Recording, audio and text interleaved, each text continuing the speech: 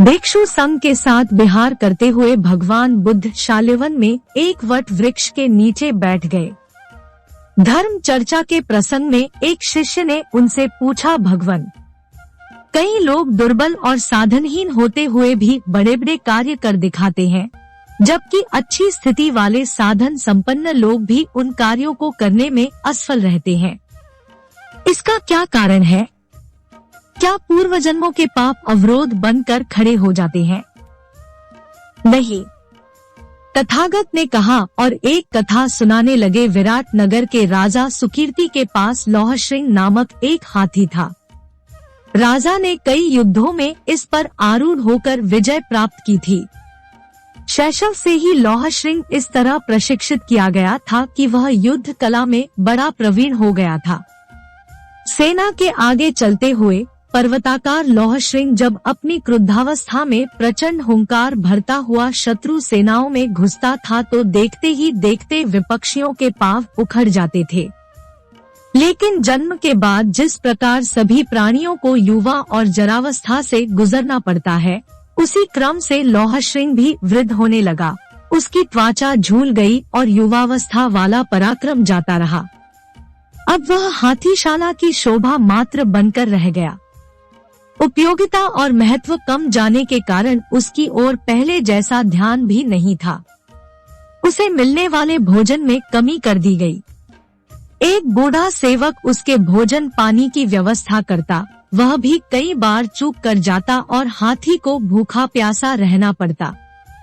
बहुत प्यासा होने और कई दिनों से पानी न मिलने के कारण एक बार लौहश्रृंग हाथीशाला से निकलकर पुराने तालाब की ओर चल पड़ा, जहां उसे पहले कभी प्रायः ले जाया जाता था। उसने भरपेट पानी पीकर प्यास बुझाई और गहरे जल में स्नान के लिए चल पड़ा। उस तालाब में कीचड़ बहुत था। दुर्भाग्य से वृद्ध हाथी उसमें फंस गया। जितना भी वह निकलने का प्रयास करता उतना ही फंसता जाता और आखिर गर्दन तक कीचड़ में फंस गया। यह समाचार राजा सुकीर्ति तक पहुंचा तो वे बड़े दुखी हुए। हाथी को निकलवाने के कई प्रयास किए गए पर सभी निष्फल। उसे इस दयनीय दुर्दशा के साथ मृत्यु मुख में जाते देखकर सभी खिन्न। जब सारे प्रयास असफल हो गए तब एक चतुर सैनिक ने युक्ति सुझाई। इसके अनुसार हाथी को निकालने वाले सभी प्रयत्न करने वालों को वापस बुला लिया गया और उन्हें युद्ध सैनिकों की वेशभूषा पहनाई गई। वे वाद्य यंत्र मंगाए गए जो युद्ध के अवसर पर उपयोग में लाए जाते थे।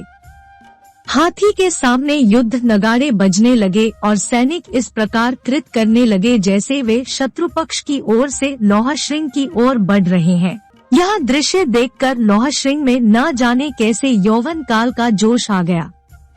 उसने जोर से चिंधार लगाई तथा शत्रु सैनिकों पर आक्रमण करने के लिए पूरी शक्ति से कंठ तक फंसे हुए कीचड़ को रौंदता हुआ तालाब के तट पर जा पहुंचा और शत्रु सैनिकों पर टूट पड़ने के लिए दौड़ने लगा।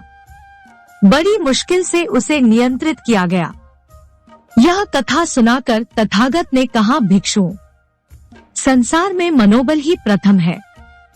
वह जाग उठे तो असहाय और अवश प्राणी भी असंभव होने वाले काम कर दिखाते हैं तथा मनुष्य अप्रत्याशित सफलताएं प्राप्त करते हैं।